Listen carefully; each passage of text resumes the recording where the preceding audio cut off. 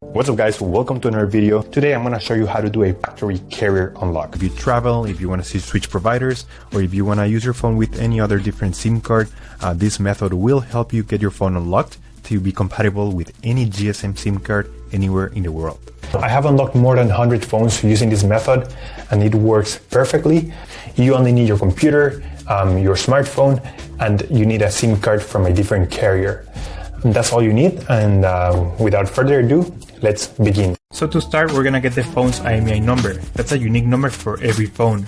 So to get it, simply dial *#06#. As you will see, your 15-digit IMEI number will appear in the screen of your phone. This number is very important. It represents the ID of your phone, and keep it somewhere close because we're gonna use it in a few seconds to unlock this phone. Okay, now we're gonna switch to the computer. And in this website, we will request the unlock code to unlock this phone or any other phone you want to unlock. So we're gonna start by filling up the information here. As you can see here, there is a form, and now you just have to wait.